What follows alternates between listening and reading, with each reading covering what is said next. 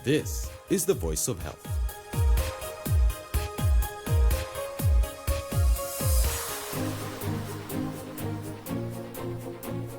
Welcome to the Voice of Health, trumpeting heaven's prescription that lifestyle is medicine.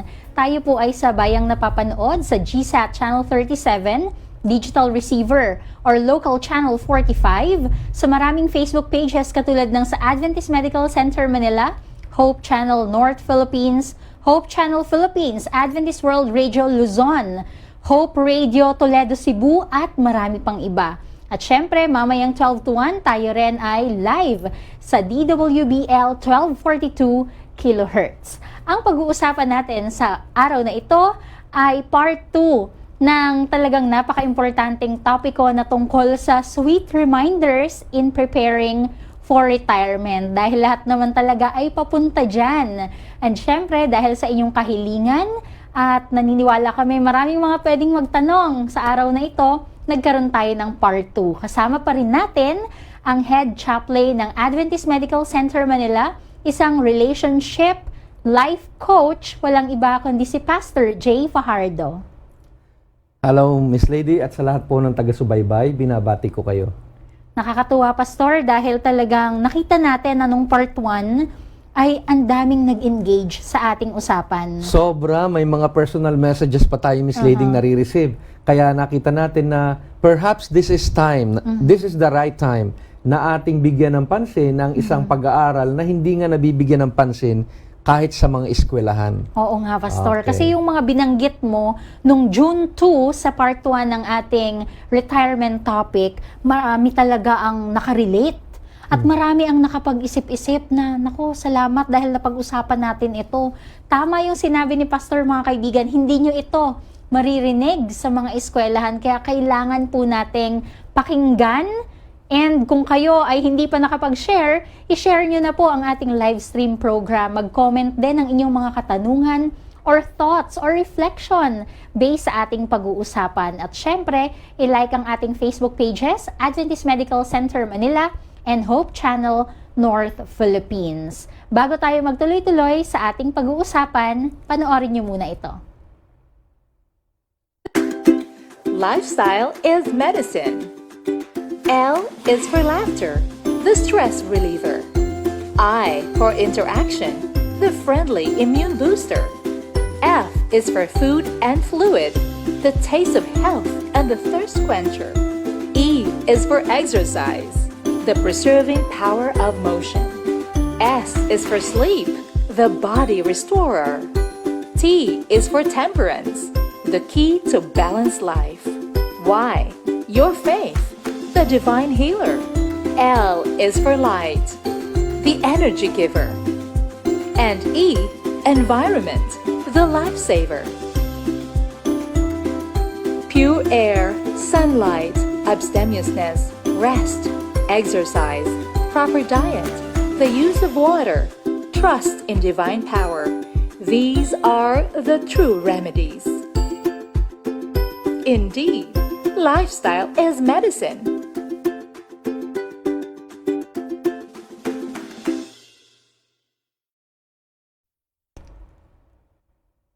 Indeed, lifestyle is medicine. Yan po ang programa dito sa Adventist Medical Center Manila, isang online program.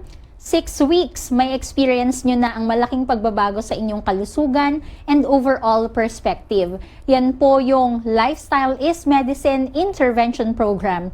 Ang batch 2 is ongoing and batch 3 will start on September 7. So kung kayo po ay interesado to join this program, just comment down below and we will give you the further details. Okay, punta na po tayo sa ating usapan. Dahil baka kulangin na naman tayo ng panahon. Siguro sapat naman, Miss Lady. Okay, Pastor. So, part 2 na ito, Pastor, ng ating about sa retirement. Yes. Bakit nga ba napaka-importanteng pag-usapan ito? Kagaya na nabanggit natin, Miss Lady, nung nakaraang pag-uusap natin, ito yung bagay na pag hindi natin binigyan ng pansin sa ngayon, pag dumating ang time na mag-retire na tayo, ma-realize natin wala na tayong magagawa. Hindi na natin maibalik ang panahon, tapos na ang panahon. So, this is the best time to prepare sapagkat ang susunod na mga panahon sa buhay natin after our active work is retirement. Alam mo, Pastor, kahit bata, kailangan itong mapakinggan dahil mas maganda na sa murang edad, alam na kung ano yung gagawin in the future. Dahil ang hirap din kapag sabi nyo nga po, parang mahuhuli na ang lahat. Malalaman mo na lang pala na lumipas na ang mahabang panahon. Tapos na. Tapos na pala ang mga panahon ng preparation. At ayaw nating ang mga kaibigan natin ay mapasama dun sa mga tao na punong-puno ng regrets. Yung bang luluha na lang, malungkot, sapagkat batid nila, wala na silang magagawa. Marami kang nakakausap, Pastor. Yes, Miss Lady. And ang marami dyan ay mga successful na mga workers. Pwedeng mga gospel ministers, pwedeng mga teachers. Iba't ibang larangan ng ating paglilingkod. Hindi nila napagbuti ang preparasyon. In-enjoy nila yung panahon na malakas sila. Pero na-overlook nila na, let's say, mag-retire ka sa 60, so kung mabubuhay ka up to 80 by God's grace, yung 25% ng buhay mo will be spent in retirement. Alam mo, Pastor, na-realize ko din na habang pinaghahandaan natin itong part 2 na bilang sa aming mga kabataan, usong-uso yung tinatawag na YOLO. Alam mo ba yung Yes. YOLO, Pastor? You live only once. Yes, sabi doon, you only live once. So parang, kumbaga, kung meron kang gustong gawin, gawin mo na ngayon. Kaya lang minsan pala, delikado dahil hindi ka na makakapag-impok ba ang tawag doon? Hindi ka na makakapag-save. Makakapag-save Aha. dahil kumbaga ang sasabihin mo, hindi naman natin alam ang kinabukasan kaya gastusin mo na yan Gastos. ngayon. Kaso nga, pagdating ng time, hindi mo nga alam ang bukas, pagdating na nung panahon na wala ka ng kapasidad maging productive, Yes. gainfully employed, wala ka na rin pangtusto sa sarili mo. And if you will live like 80 years, then 25% of your life Tama. will be spent na kaawa-awa. Gusto rin natin bigyang linaw, Pastor, na tayo po ay walang gustong mga pusong masaktan. Yes, of sa course. umagang ito po ay para sa ikaliliwanag ng ating kinabukasan. Kaya kung meron diyang mga kabataan, panoorin niyo po ito, i-share sa inyong mga kaibigan. At kung kayo naman po ay nasa panahon na kumbaga meron ng mga kaunting regrets, ay ipapagpasa Diyos natin yan. Yes. Hindi po namin kayo gustong patatamaan or kung ano pa man, wala kaming ganong intention. Wala po tayo noon. Ito po ay purely educational. Yes, At ang best preparation nga ay yung habang bata pa. tama. Kaya nga kung yung isang worker at the age of 30, pwede na siya mag-prepare intentionally para mas magaan ang buhay. Ayan. So, itutuloy natin, Miss Lady? Okay. Balik po tayo, konting recap, Yes. konting silip sa ating pinag-usapan sa nakaraang presentation or dun sa ating part 1. Nakita po natin dito na sinasabi sa atin, one day you and I will retire. This is inescapable. Hindi po natin maiiwasan sapagkat malakas tayo ngayon, bukas magre-retire din talaga tayo. We are not to depend on others for our retirement. Hindi natin pwedeng iasa sa iba. Yes. Much more, nabanggit din natin nung nakaraan, ang ating mga anak ay hindi mga retirement investments na iaasa natin sa kanila ang lahat. Napaka-high risk na ating binanggit last time. Na iasa natin sa iba sapagkat pagdating ng panahon, maaaring sila rin ay may mabibigat na pangangailangan Totoo yan. at hindi na rin nila masapatan ng kanilang sariling kagastusan at iba pang asikasuhin sa buhay. Kung kaya nga mainam na tayo mismo sa ating sarili ay merong ginagawang paghahanda. Kaya ang sabi natin, now is the time that we consider preparing. Ayun. Okay. And we also, tayo rin po ay nabigyan ng mga realidad na marami sa mga retirees ay maagang namamatay sapagkat hindi sila mentally prepared, Miss Lady, ano? Kulang din ang kanilang pananalaping pangtustos sa kanilang pamumuhay. Therefore, namumroblema. So, they lapse into depression at pagkatapos, pwedeng diyan lumabas ang iba't ibang sakit na natitrigger o lalong nagagatungan ng pamumroblema sa kasalukuyang sitwasyon, nakaka-develop ng hypertension, diabetes, dahil sa pag-aalala, sobrang pagkabagabag sa mga buhay-buhay at kawalan ng kasiguraduhan, bunga na rin ng kakulangan sa pananalapi. These are the realities about many retirees who were unable to prepare themselves. Alam mo, Pastor, isa rin sa natatandaan ko dun sa ating part 1 discussion. At kung hindi nyo po yun napanood, balikan nyo sa Adventist Medical Center Manila Facebook page, June 2. Ano, Pastor? June 2. Yes, yes. Last Wednesday lamang yung part 1 natin. Dun ko rin na-realize na ang pag-aanak pala kailangan mo rin pagplanuhan dahil gusto mo na pag-retire mo, ay hindi yung magka-college pa lang sila. Yes. O kaya nasa high school pa lang sila. Yun, pati pala yung mga ganon. Kailangan mong I-consider pag-iisipan. natin. Dahil kapag pension na lang yung iyong tinatanggap, tapos ang laki pa ng tuition sa panahon ngayon, nako, matindi ang So, pangailangan. ang mungkahi po sa atin ay sana sa tamang pagpaplano ay independente na ang ating mga anak hanggang dun sa pinakabunso sa panahong tayo magre-retire. Kasi ang nangyayari sa kulturang Pilipino, no offense meant, ay mapag-aaral yung dalawa, pagkatapos iaasa ron sa mga panganay yung pagpapaaral sa iba pa.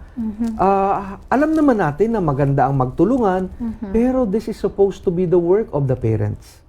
Kasi ang magulang talaga ang pinagkalooban ng karapatan at ng adhikain na sila ay makapagtusto sa kanilang mga anak. And I think it will be very unfair for the children to send their siblings to school, which is an obligation of the parents. No offense meant, but we can always improve in the way we do things and the way we think. And these are realities in life. Yes. Na kailangan talaga natin mapag-usapan dahil yung awareness yung makakatulong sa atin. Sabi nga, knowledge is power. Yes. Ayan. So, we can proceed with our lesson today, with our discussions.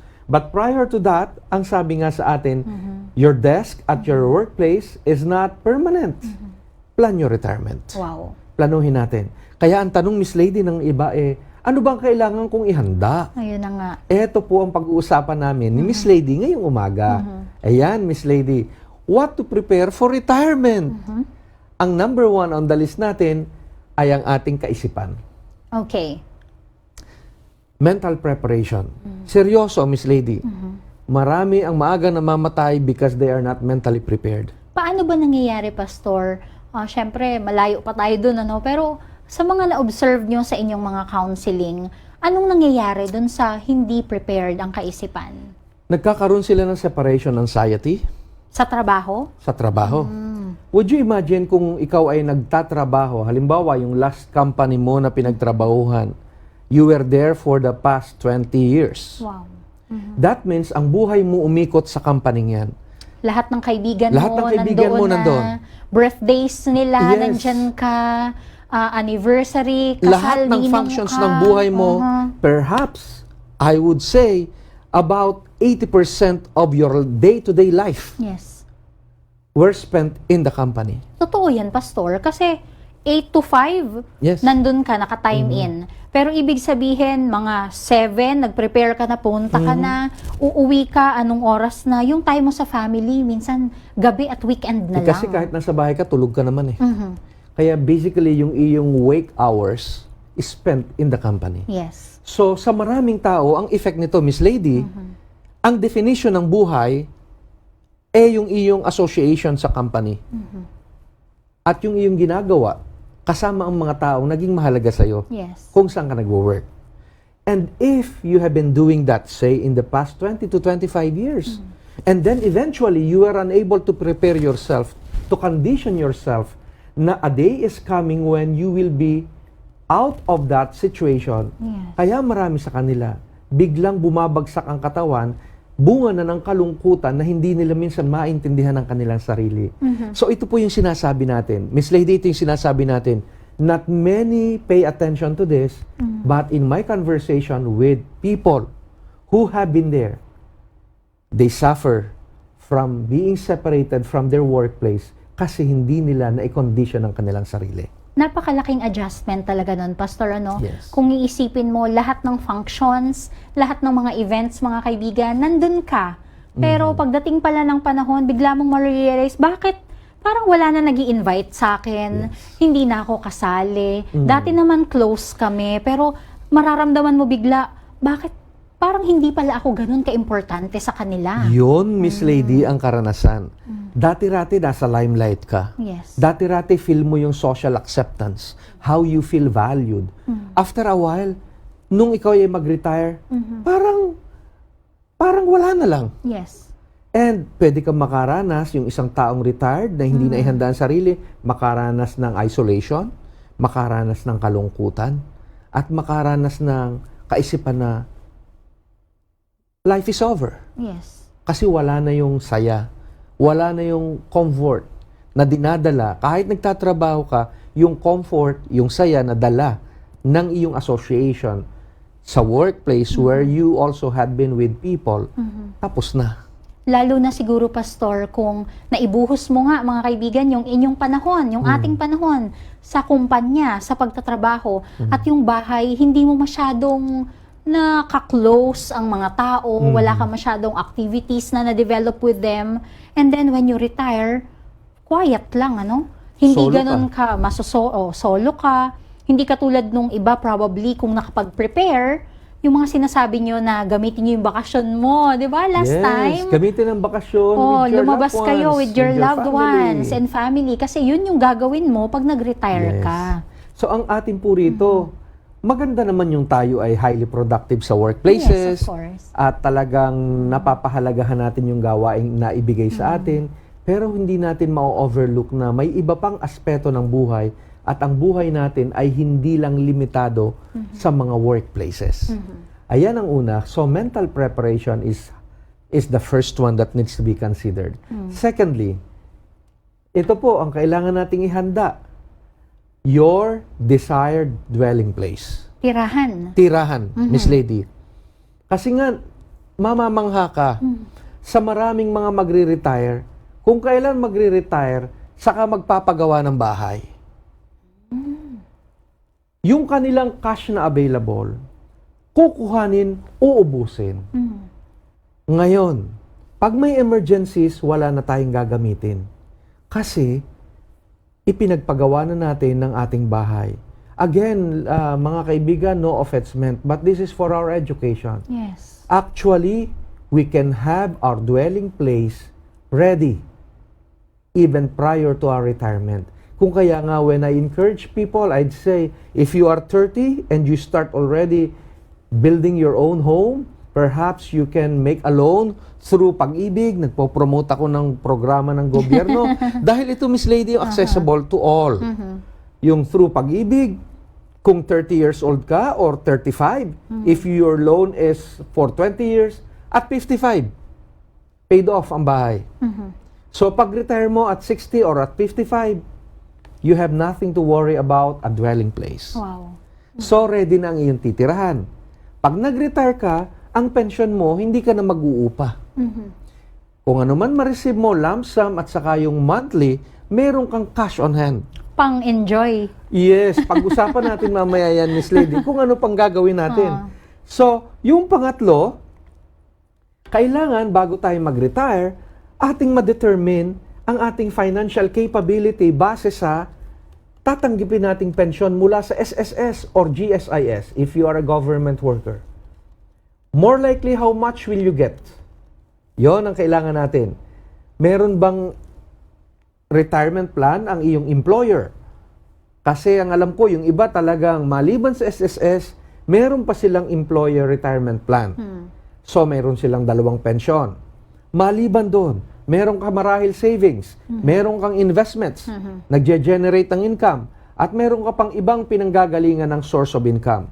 Pag alam mo ang iyong financial capability, then makakagawa ka ng iyong budget. Wow, that's right. Pag hindi mo alam ang paghuhugutan, paano mo ma-define o ma-figure out kung paano ka mabubuhay? Ang hirap naman na manghihingi ka. Mahirap. Napakahirap na wala tayong maihanda. At importante pala, Pastor, na pag na-compute mo na kung magkano yung meron ka, buwan, estimates lang naman, ma-determine mo na rin na okay, dito pala ako pwedeng tumira. Aha. Oo, kasi kung ano yung meron ka, hindi naman pwedeng kukulangin pa. Saan ka din kukuha? Mas maganda, sobra. Okay. At pag nakita na natin yung ating kapabilidad base sa ating pensyon na tatanggapin mula sa ating mula sa SSS or GSIS, mula sa ating employer, mula sa ating savings, mula sa ating investments at iba-iba pang pwedeng sources ng income, syempre mas madali. Pero ito ang challenge po natin ngayon, mga minamahal na mga kaibigan, sapagkat 20% lang ng mga Filipino na senior citizens ang merong SSS or GSIS pension. Ito po ang challenge. Ang unti. So, 20% of Filipino senior citizens are covered by SSS or GSIS. So, what happens to the 80%? Yun po ang tanong. Paano? Sabihin na natin, another 10% of Filipino senior are rich and are capable of sustaining themselves. So, they can manage na wala silang SSS or GSIS pension. For whatever reason, wala. So, sabihin na lang natin 70% of the senior citizens in the country have no pension. And the question is, where do they get their funds to sustain themselves? Pastor, para mabigyan lang natin ng konti pang information yung ating mga viewers and listeners, magkano ba ang dapat ilaan at kailan dapat magsimula para magkaroon ka ng pension sa SSS? Ayun, napakahalaga po nito. Magkano ba ang dapat nating ilaan? Yan po, nagva-vary. Okay. Depende sa klase ng lifestyle at ng capability nating isave in our active working years. Okay. So ito po kailangan bigyan ng pansin. Ang sa ngayon po ang atin lang ibinibigay ay general na understanding na talagang sa ngayon pa lang 20% ng Filipino senior citizens lang ang covered ng SSS and GSIS pension. And so sabi ko nga, Miss Lady, kung sakali na lang ang 10% ng mga senior sa Pilipinas super rich and can sustain themselves with their whatever resources they have, wala sila, they don't care about pension plans or whatever.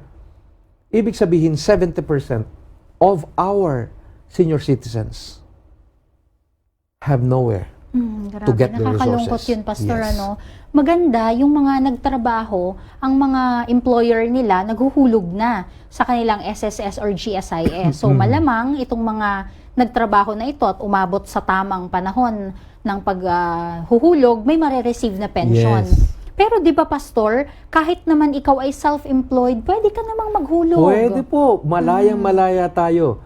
Pwede tayong mag-contribute as a volunteer. Voluntary contribution para sa ating SSS. Yan po. Ito po ang maliwanag. 20% po, imagine that. Konti naman. Konti. Papaano? So, ang ibig sabihin, ang mga matatandang ito ay aasa sa kanilang mga anak. At dito papasok ang sama ng loob ng magulang. Kapag ka ang panggastos mismo ng kanilang anak ay hindi pa sapat para sa kanilang pamilya. Wow. So, lahat nahihirapan. Kaya nga po, itong sitwasyon na ito kailangan ng bukas na pangunawa sapagkat ito ang paraan para mas maiangat natin ang ating pamumuhay bilang mga tao. At ito pa, Miss Lady, sang-ayon din sa statistics, 29% lang ng mga Filipino adults ang may savings account. Ito yung itinabi sa bangko. Itinabi sa bangko. Maaaring sabihin natin hindi kumikita sa bangko, pero ang bangko ang pinakamagandang taguan. Kasi safe ang pera mo sa bangko. Kesa nasa bulsa Kesa lang. nasa bulsa o nasa... Hindi safe, Pastor. Hindi. O kaya kapag nasa nasa phone, yung madaling ipang-add to cart, hindi rin safe tapos na yon. Or yung nasa piggy bank, madaling mawala yun. Susungkitin lang yun. Susungkitin natin yon. O dun sa mga kaibigan natin na magtatago kung saan-saan sa mga bote ng kung ano, they are not really very safe. Tsaka, Pastor, malilimutan din yun ng mga nagre-retire. Kaya nga. Meron akong lola na ganun, maraming pinagtatago-taguan kung saan-saan. Pero, Malilimutan. Hindi na alam. Hindi na maaalala. Ayun. Sa pag-retire, kasama na rin, humina na rin ang alaala. So ito po, 29% lang ng Filipino adults ang mayroong savings account. At hindi pa natin alam yan kung magkano ang laman. At least may maintaining balance naman siguro. Kasi ang binilang lang dito, Pastor, yung may account. Yung may account. Yung nakapagbukas lang ng account Yes, sa bangko. yes. Pero walang sinasabi kung ang laman ng nandun ay handa for retirement. Yes. So, ito pa rin po yun, ano? Ang point, lahat ng bagay kasi nag-uumpisa sa maayos na pagmamanage ng resources, kasama na ang pag-iimpok o pagsisave. Ito po ang mga realities, ano? Kaya, pangmulat isip. And now, yung pang-apat na prinsipyong ating sinasabi, Miss Lady, ay be debt-free at 60 or earlier. Ito ay usapang utang. Usapang utang. Ano ba ang mga... Yun nga yung sa bahay, Pastor, binanggit mo na pwedeng i-loan. So, Aha. kailangan planuhin pala namin, bago ka mag-60, tapos na yung Tapos loan. na. Okay. So, kung ang loan mo ay good for 20 years or 25 years, ay titingnan na at retirement age or at least earlier. Tapos na. Para Alam hindi mo- ka na mamumroblema. Ang Yes. hirap, magpe-pension ka ng limited na maliit lang naman. Pagkatapos, ibabayad mo pa. Paano na yung iba pang panggastos? Alam mo, Pastor, itong pagkawala ng utang, hindi ito pwedeng paplanuhin lang at the end of years Naniniwala ako itong mga kaibigan, ngayon pa lang disiplina ang kailangan. Kasi kung yung tinatanggap natin ngayon ay hindi na natin nakakayanang pagkasyahin sa lifestyle na ating pinamumuhay, wala ka talagang maiipon Mahirap. for retirement. At ito ang challenge, Miss Lady. Ang sabi ng marami, hindi nga raw sila nakakaipon At ito yung ating mapag-uusapan din. Kaya nga po, ang sabi natin, makaalis tayo sa utang at 60 or earlier. At ang panglima nating suggestion ay mag-settle tayo sa isang modest na living expense. Modest. Modest. Yeah, that's the term. That's the term.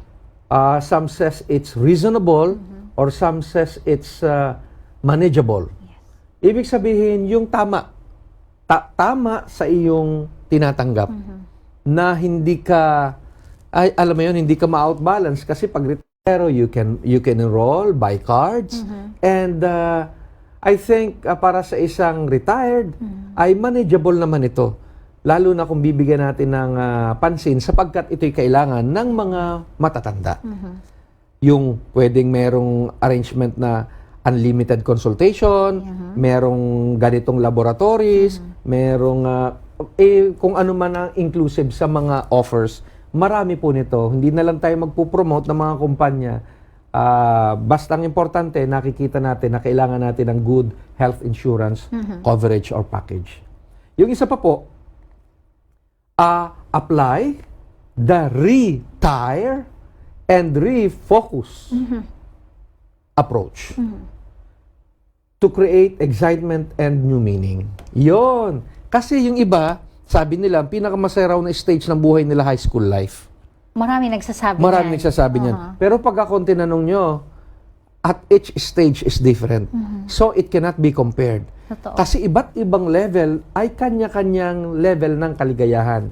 Ngayon, ang malungkot nito, kung kailan ka magre-retire, doon ka pa para magiging masalimuot at malungkot, I think we don't deserve it. After all, ng effort, pagpapagal sa buhay, tapos magre-retire ka, at pagdating sa time na yan, saka magiging pinaka malungkot ang buhay, I don't think it's fair. And so, mga minamahal na mga kaibigan, sana po yung retire, ibig sabihin lang, magpapalit ka lang ng gulong kung sa sasakyan. Pero ibig sabihin, you will keep on going. Yes. Nag-change ka lang ng tire. Yung refocus naman, ang ibig sabihin ay silip ng kakaiba. So, kung noon, ang pinagkakabalahan mo ay yung magtaguyod ng pamilya at maghanap buhay, siguraduhin ikay productive, at this stage, pwede mong i-consider ang pag-maintain ng iyong kalusugan, mayamang encounter sa kalikasan. Gardening, kaya usong-uso yung mga Oh, di ba, nag-gardening. Miss Lady? Pwede rin namang you can do some extensive travel as budget allows. Pwede rin dito yung mga advokasya na kahit hindi ka bayaran, masaya kang ginagawa. Kagaya ng mga pagtulong sa mga iba't ibang mga sektor ng lipunan na mayroon kang puso para makatulong. Na kahit na may edad ka na, ay ikaw ay nakaka-contribute pa rin para sa kabutihan at ikaayos ng buhay ng ating kapwa. Yun ang mga pwedeng gawin ng mga seniors. And also, sa larangan ng gawaing kabanalan, pwedeng ang seniors natin ay mga champion sa larangan ng pananalangin at magbigay ng mga payo sa mga tao na humihingi ng kanilang mga payo. Dahil ang wisdom, Pastor, ng mga senior natin, talagang rich. Mayaman Yan ang masasabi Yes, ko. yes. Kapag sila yung kakausapin natin, parang punong-puno ng experience yung kanilang sasabihin. Yes. At kapag sinunod naman natin yon, parang masisave ka na from future possible troubles. Kasi napagdaanan na nila eh. Malaki ang chance sa Miss Lady na we will be spared from committing the mistakes because they can, they understand how it's like. Situation may not be exactly the same, but they can figure out na halos hindi naman naglalayo yan. So it's nice to listen to them and learn from them. Alam mo, Pastor, isa sa mga naisip ko na pwedeng gawin ng ating mga kaibigang retirees, yung rich wisdom nila pwedeng gamitin sa mentoring, coaching, or consultancy. That's right. Diba? Pwedeng-pwede po yan. Ano pa? Yung iba na napakahilig sa mga halaman, pwede na silang mag-maintain ng garden or vegetation planting na, kumbaga may pagkukunan na sila ng fresh na mga gulay. At pwede ring extra source of income yun. Totoo yan. Kasi napakamahal na po ng halaman ngayon. Lalo na pag ipinadala through online. Oo. Ay kamamahal ng mga halaman. Pero yun nga, kinakailangan dito mag-retire, Ayun. refocus, para makapag-create tayo ng excitement sa estado ng buhay na ito na ang marami, parang ito yung kanilang kinatatakutan kasi they will be dissociated from the people they enjoyed working with. Kaya itong retirement, hindi ito dapat katakutan. Actually, ako, before I turned 60, meron pa akong mga 11 years, Miss Lady, more than a little over 11 years. Excited nga ako dito eh. Kasi kailangan lamang ihanda natin ang ating mga sarili para magkaroon ng bagong meaning at excitement ang ating buhay. Makakaranas ka na, Pastor, ng mga over 11 years, may 20% discount na sa iba't ibang mga gagawin. Di ba? Alright. Of course, hindi natin minamadali yan kasi we live each moment. Yes. Ini-enjoy natin ang bawat panahon. At kung dumating yan, by God's grace, we are to face it with joy and with confidence. Knowing na, maliban sa ang Diyos ang bahala sa atin, tayo tinuturuan ng Panginoon ng mga kaalaman para ihanda ang sarili sa abot ng pinakamabuting magagawa natin. Totoo. Okay? And number 8, ayan, 8 and 9, nagkasunod na. Yung number 8 po, pansinin nyo mga kaibigan, Miss Lady, transfer and distribution of assets. Ang iba, ayaw pa. Para kasing ibig sabihin nito, Pastor, naghahanda ka na sa iyong pagkawala. Ngayon, yan ang mentality ng marami sa atin. Pero ilan na rin ang nakausap ko na mga magkakapatid nagkakaaway-away sa mana. Dahil hindi na ihanda. Dahil hindi na ihanda ng kanilang mga mabubuting magulang. Take note, mabubuting magulang. Ang ganda ng intensyon. Pero hindi na naiayos ang mga bagay-bagay. So, ang ating mungkahi, eto, medyo taliwas sa ating nakagisnan. Habang malakas pa, i-distribute na ang mga assets, i-transfer na o i-distribute na ang ating mga ari-arian. Ang importante naman dito, tayo naman ay tatapusin na lang ng isang retire ang kanyang panahon and all the rest para ma-maximize na ng kanyang tagapagmana kung anong gagawin sa kanyang mga ipamamana. Maganda rin, Pastor, itong suggestion mo na ito dahil wala nang awayan na mangyayari sa Wala mga na. anak dahil buhay pa ang magulang, nalinaw na ang lahat. Yes, alam na nila. At ang mahirap pa nito, hindi nakagawa ng kasulatan. Yung ginagawa kasi natin, last will and testament. Ang problema, marami hindi nakakagawa. Pagkatapos, pagta-transfer pa lang ng titulo sa pangalan ng mga magmamana, gulo na. Ay bakit natin nahayaang mahirapan ang ating mga tagapagmana o mga anak? So our recommendation here is, while you are strong and you are to retire, as early as you can, i-distribute na para hindi na ito maging problema sa darating na panahon, Miss Lady. Alam mo, Pastor, isa ko pang naisip kaya ito ay importante. Minsan hindi alam ng mga anak na may ganun pala ang magulang. Yes. At kapag pumanaw ang mga magulang na walang nai-endorse, ang asset na iyon or kung anumang property na yan, walang may alam. At merong namatay, Miss Lady. Ang daming bank accounts. Walang nakakaalam. Wala na yun. Kalimutan nyo na. Forget it. Walang nakinabang sa Walang pamilya nakinabang, dahil yes. hindi siya nai-endorse ng maayos. Aha. Kaya ang ating suggestion, i-joint account nyo na ang pwede nyong i-joint account. Yes. So, kung ano man ang mangyari, you will be able to protect whatever it is that you own, your properties, and even your cash. Alam, Pastor, hindi lahat ay may alam na gano'n, ano? Na kapag hindi mo pala na-endorse yung mga laman ng iyong nasa bangko, wala na talaga. Wala na. At napakahirap din sigurong i-transfer nun. Sinong pipirma? Wala na. And, don't get me wrong, sa palagay nyo, kukontakin kayo Oh. kung saan nakadeposit. Oo nga, ano? Maswerte na kung may kukontak sa inyo. Sa palagay nyo, matatransfer sa inyo. So, ang atin po rito ay galingan natin, pagbutihin natin sa abot ng kaya natin at nauunawaan natin. Kasi ito po yung mga pangmulat isip Yes. na kailangan ating gawin. Huwag na nating hayaang magkaroon pa ng kaguluhan, hindi alam ng ating mga mahal sa buhay ang gagawin sa ating mga naiwan, sapagkat hindi natin na itagubilin, hindi natin naayos. So, transfer na and distribute your assets kung sino man ang iyong mga pag-iiwanan. At lastly, Miss Lady, sa number 9 dito, kasama na rin po rito, para kung sakali mang tayo tuluyan ng pumanaw, ihanda na po natin ang funeral service, kasama na rin ang ating hantungan. Wow. Yes. Yon. Parang sa ilan, parang sabi nila, ibig sabihin, minamadali mo ng kamatayan? Hindi po. Hindi po minamadali. Pero alam nyo, kahit in the biblical times, nakahanda na po yung kanilang mga libingan. Yung pong mga binutasan, mga caves, nakahanda na po yung mga libingan nila noon. They are very practical. Kasi isusuot na lang yun doon. Hindi yung kagaya ng nangyayari sa ngayon, merong namatayan, pagkatapos wala na ngang cash na naiwan, wala pang na-arrange na funeral service na magko-cover para doon hanggang sa ilibing.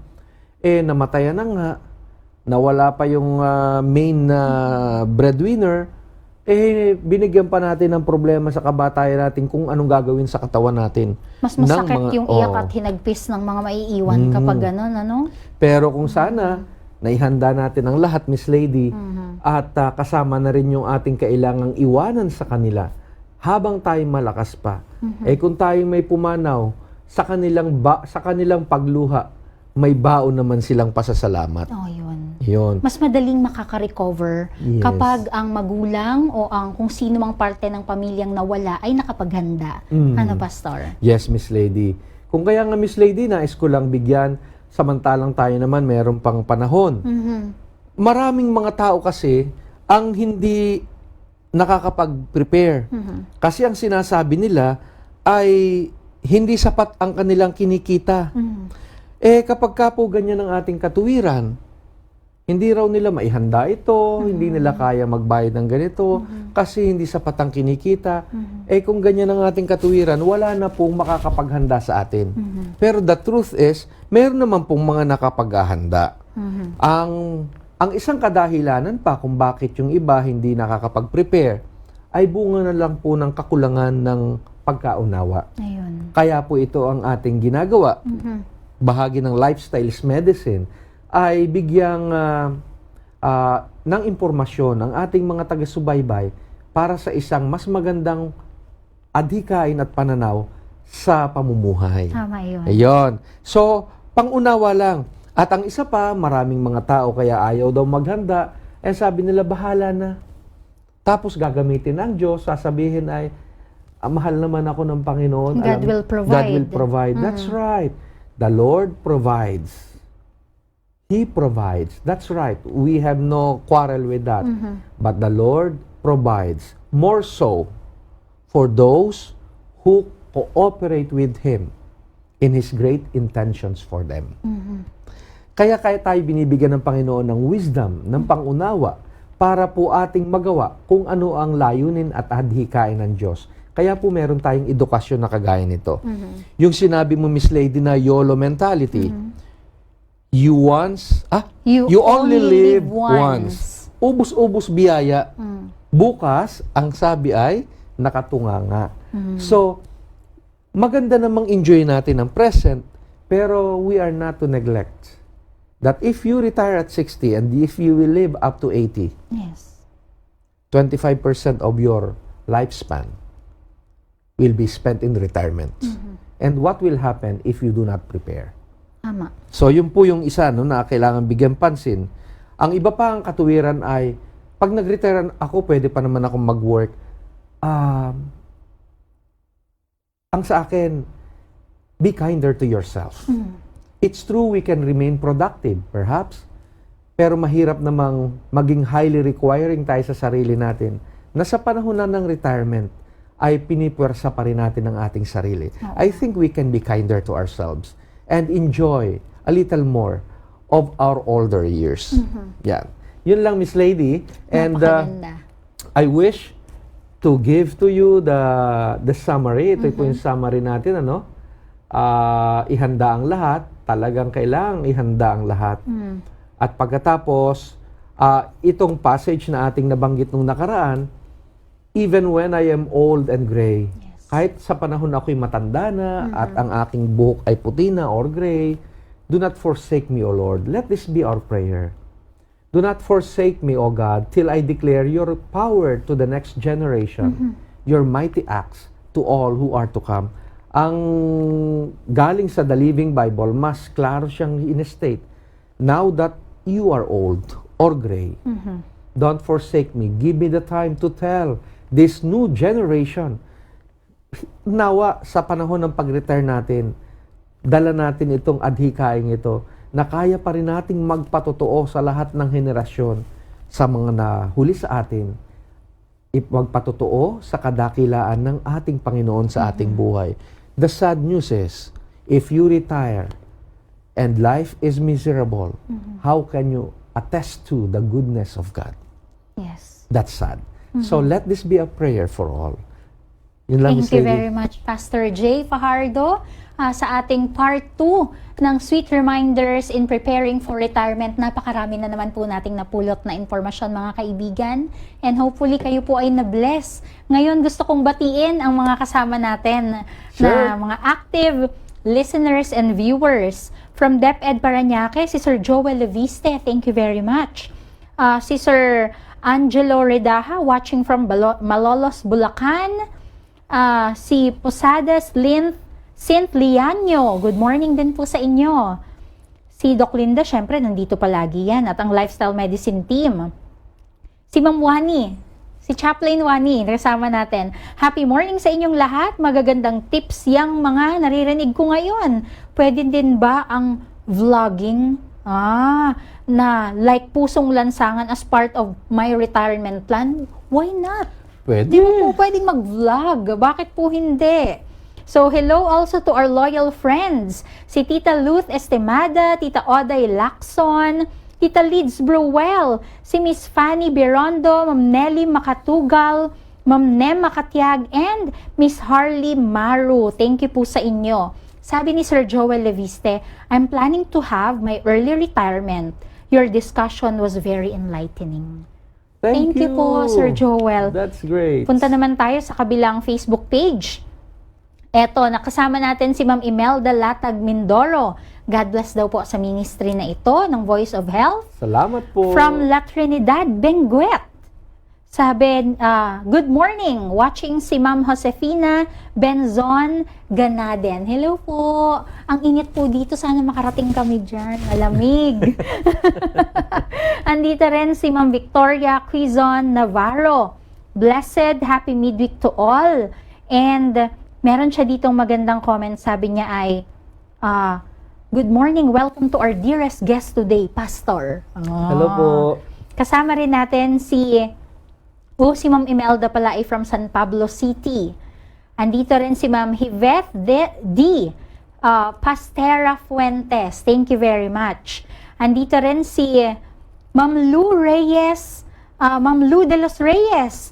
Marami pong salamat sa inyong panunood. Si Ma'am Victoria nag-share. Sabi niya, tama pala kami, praise God. Thanks much to Him. He guided us. We planned before we welcome retirement. Wow. So, sabi niya, this retirement ay new comfort zone.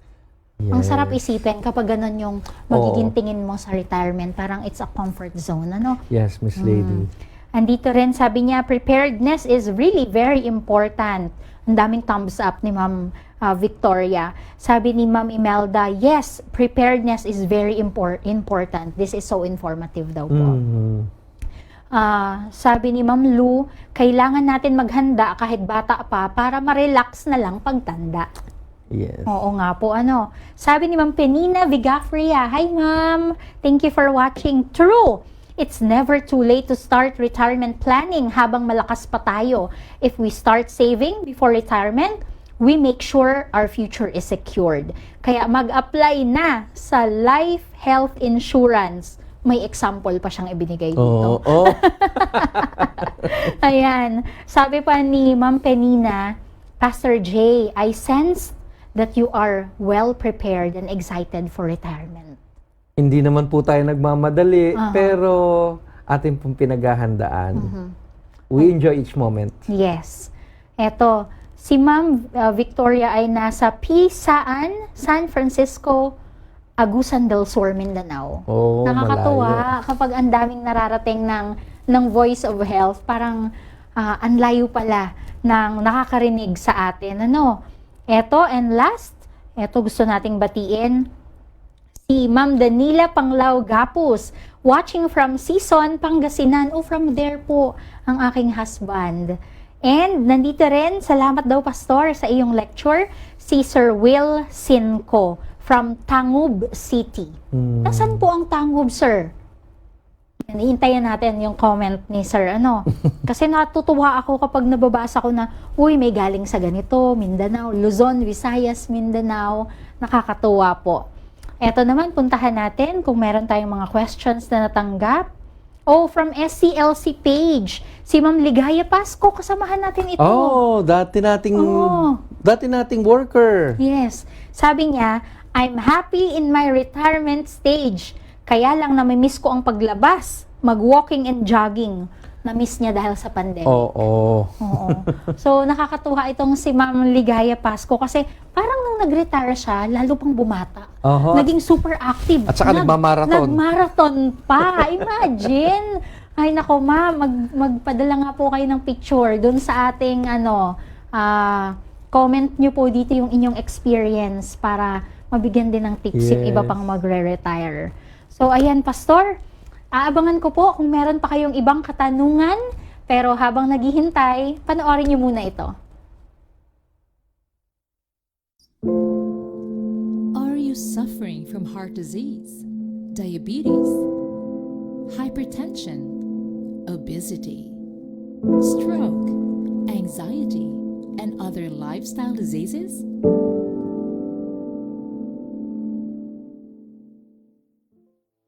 We can help you. Join our Lifestyle is Medicine intervention program. This is a 6-week virtual health program, Tuesdays and Thursdays at 6 to 8 p.m. that will bring your lifestyle doctors and dietitians right where you are. There will be scientific evidence-based lectures, health screening, cooking demonstrations, workbook, and recipes that will help you in your health journey. Find out what is the optimal nutrition for your health conditions and activities fit for you. This holistic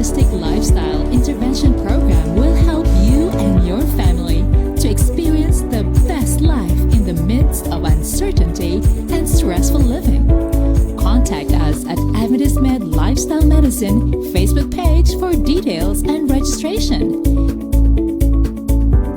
Join now!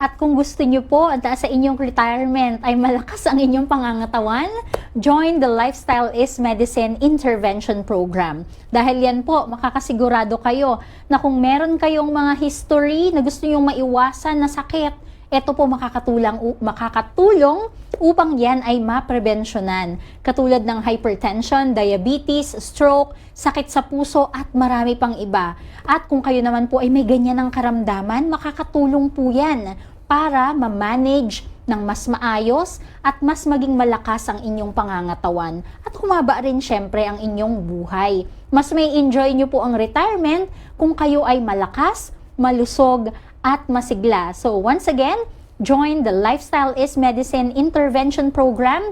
Batch 2 is ongoing. So kung meron pong gustong humabol, mag-comment lang po. I will be sending you further details. Kung kayo naman po ay gusto pang mag-prepare, pwede naman. Batch 3 will start on September 7.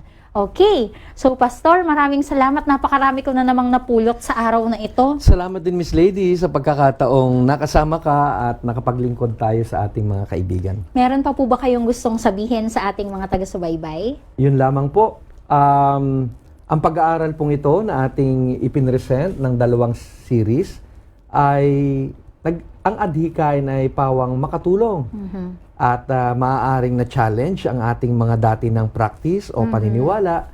I hope na ating pong tingnan, ibukas ang ating mga kaisipan para sa alternatibo na naglalayo ng mas malaya at mas masaya, mas mapayapang pamumuhay.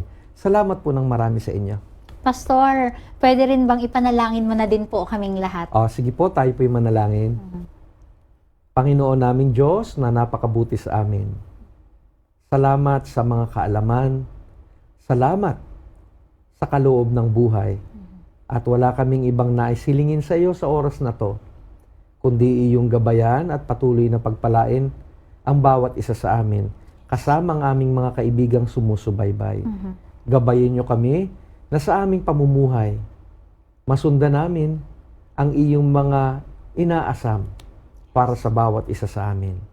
Buhay na nagtitiwala sa iyo at buhay na ihahanda maging sa aming retirement at maging sa huling mga panahon ng aming buhay. Salamat po sa pagdinig sa aming panalangin sa pangalan ng Panginoong Jesus. Amen. Amen. Sa biyaya ng Panginoon, makakapaghanda po tayong Yes. lahat. Yes. At sa tulong ng lagi niyong pagtutok dito sa Voice of Health, na nakakasigurado po ako na mas magiging malakas kayo, malusog kayo, at masigla ngayon hanggang sa inyong pagtanda. So maraming salamat ulit, Pastor Jay. Thank you, Miss Lady, and thank you, everyone. Marami Blessings. pa tayong mapag-uusapan sa sunod. Marami, Miss Lady. Grabe. Pag-usapan siguro natin yung para naman sa mga kabataan. Pwede. Isunod Sige. natin yan. Okay, mga kaibigan, maraming salamat sa inyong lahat.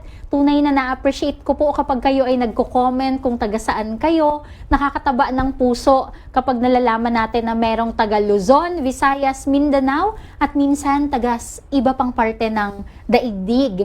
Ayan po ay nakakapagpasaya sa amin. Huwag po kayong magsawang tumutok at sumubaybay. Ang Voice of Health po ay Monday, Wednesday, and Friday, 11 to 12. Marami pong Facebook pages ang nakabukas at live yan. Adventist Medical Center Manila, Hope Channel North Philippines, Hope Channel Philippines, Adventist World Radio Luzon, sa SCLC page, NELM page, at marami pa pong iba. At syempre, sa TV naman, Local Channel 45 at GSAT Channel 37. Meron din po tayong teleradyo sa DWBL 1242 kHz. Yan po ay 12 to 1, pero yung sa Adventist World Radio sa AWR, 11 to 12 pa rin. So ayan mga kaibigan, maraming pong salamat ulit sa inyong lahat. Ito ang Voice of Health, nagpapaalala, your lifestyle is medicine.